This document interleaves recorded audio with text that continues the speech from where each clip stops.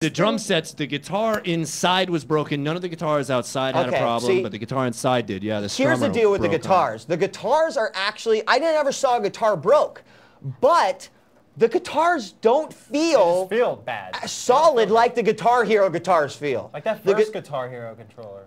Dude, even the most recent PS3 ones, like the one that Rance brought in, the wireless one, it feels fucking solid. It feels solid, right? I bought that just for that reason. Yes. Because I knew that equipment was better than Rock Band. The Rock Band one feels like a cheap piece of fucking plastic. Yeah, it really is. But you know what? How much money is they're going to make on the back end on that downloadable content? The best advice that I can give as a musician, you guys, is this. When you buy Rock Band or Guitar Hero, treat that controller like it is an instrument, okay? Right. Like you can't beat the shit out of the drum set in Rock Band or else it is going to break. And that's what happens is the nubs will roll up to Best Buy, they'll get the sticks out and just be like, ooh, ooh, ooh, and then the shit's broken, you know? And I play it. When you see me play Expert drum set, it's just... Right. And it's small little beats. So that thing is sensitive. It's more sensitive than you think. So when you get it, and I'm sounding the warnings now before anybody has broken their shit. Let's make an early EG prediction, you guys. Okay. Do you think the failure rate of Rock Band kits, let's just say, or Rock Band pieces, is going to be substantially high enough that people are going to actually be it is going to become a major news item? Yes. I'm going to go out here and I'm going to say within 2 to 3 weeks, because I think it's going to take a couple weeks for these guys to do exactly what Rance is saying. To fucking, actually, in my estimation, people are going to pick up the guitars immediately and be like, piece of shit, and throw it off to the side. Okay, the drum set, I think that's exactly what's going to happen. They're going to beat on it like 400-pound gorillas, and the shit's going to break. Yeah. You don't think people are going to treat it good because it's $200?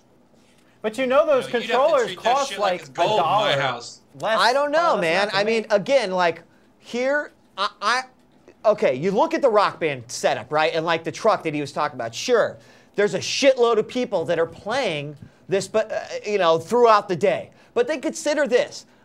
The people that I know, when they play Guitar Hero, they play for fucking 8 hours, right? They sit down, they play for 3 hours here, they play for... I think that's the way people are going to fucking play Rock Band as well. I played that drum set nonstop. Right. So I think that people are going to play it enough that suddenly, you know, your green pad goes out, and then what happens? You got to send in the friggin' drum kit to EA or Harmonix or whoever the fuck it is, and you know, like, I don't know. what happens? I think that this is going to be a serious issue, and it hasn't hit the light yet. It is, and mostly I think it might be because of Guitar Hero 3 coming out. Everybody's got that, and there's no problems with that, although I've got my personal problem. Yeah, all the people that have multiple guitars from Guitar Hero that are like, why do I have 3 guitars? You might actually have a reason now. Yeah. That's you know? I have 2. And I would not be surprised if one of their marketing schemes was, hey, our guitars don't have to be perfect because people are just going to use these other guitars anyway.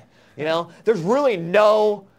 I would imagine everyone that's going to get Rock Band already has Guitar Hero. But I mean, for the price that you're paying, don't you feel like you should be getting higher quality? No, for $200, I think I'm probably going to get shit in a box, dude. Why? Those because think about it. The fucking game is $50 itself, right? The game is $50 or $60. So if I walk in and I bought it standalone, are you going to think they're going to come out with better components later on? Like, no. You know, here's a chance you can upgrade I would love it if they did, but no, I don't. I think we're getting ripped off.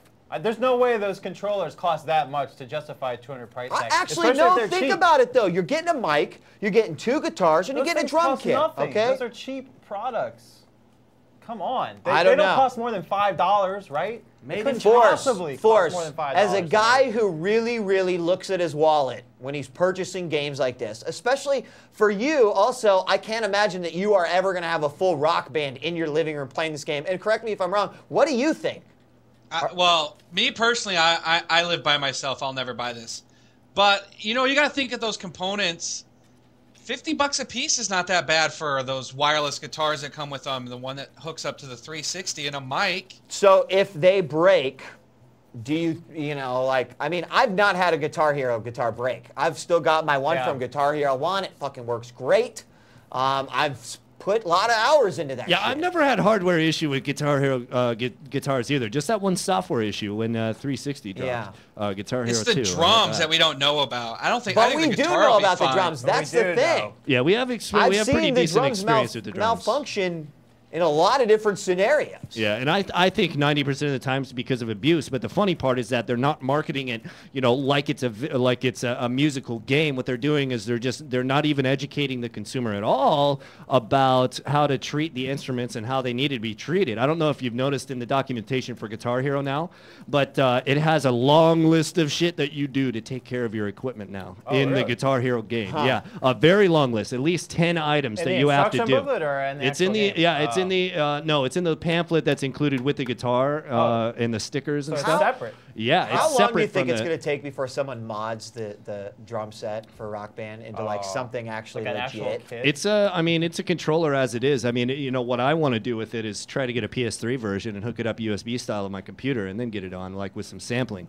Then you're talking about the world's cheapest drum cat because a drum cat's like 4G and it's like the same technology. Yeah, that's a good idea. So I mean, I think that the drum kit by itself is an awesome product at its price, but you're gonna have to take care of it, man. Just you got to take care of your little Tyco racetrack when you were a little kid and you didn't, and you busted it up. Don't do the same thing with Rock Band.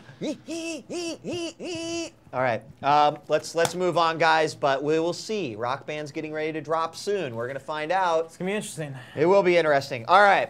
For many, you may not know what the hell this means, but for others, it may be pretty substantial. We do occasionally cover professional gaming news here on Epileptic Gaming.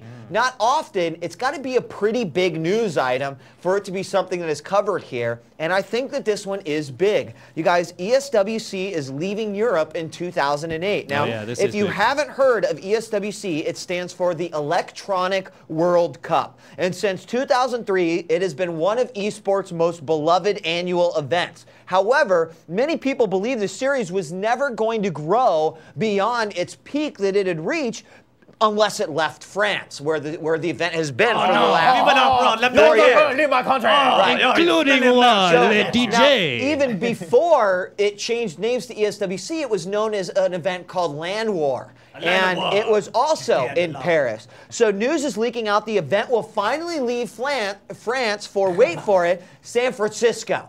Now, this is pretty fucking shocking to me, guys, and I'm going to tell you why. San Francisco was the location of the World Cyber Games 2004 Grand Finals, which saw a very bad turnout. In fact, so bad that I would call it a failure. I thought that it was really, really terrible. Now, the question remains as to whether ESWC can actually make the location work for them. A lot of people are talking about, now, okay, let's talk about why is this a big deal. First off, it's a major esports competition that is an international competition. So guys from China, Korea, France, all over Europe, United States, Russia, et cetera, et cetera, et cetera. This is a once a year event? with qualifiers leading up to it, a lot of money being given away, all right? A lot of people said, this would be a better event served in Asia.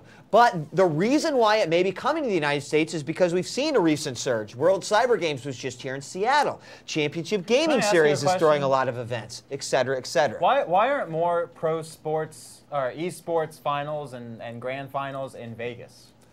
I think for a couple reasons. We tried that, buddy. Here's one reason, all right? First off, there's a lot of weird laws and shit against doing gaming and anything with prize money in Vegas. And I can't go into the exact logistics of what it is, but there's something about it. Spot because there's so many tourists and people going. But then think about it. It's not the key spot because people don't go to fucking Vegas to go to a video game competition. They go to Vegas to waste money, to get married, to get shit-faced, to fucking to get a whore. That's why they go to Vegas. They don't go to Vegas to watch fucking Complexity and Team 3D. Duke it out, and Counter-Strike. And if you are going to Vegas for that reason, then you fucked up somewhere, all right? So it is a big deal because they're leaving their home country. They're moving to the United States, which has not seen a lot of success with live video game competitions. So will this be a good move or a bad move? I don't know, but I really, really would like to. I hope that Matthew, the guy that runs ESWC, will be in California quite a bit preparing for ESWC. I would like to hopefully get him on the show one of these times. So we'll try to do that for you guys. Moving on, because I'm guessing you guys.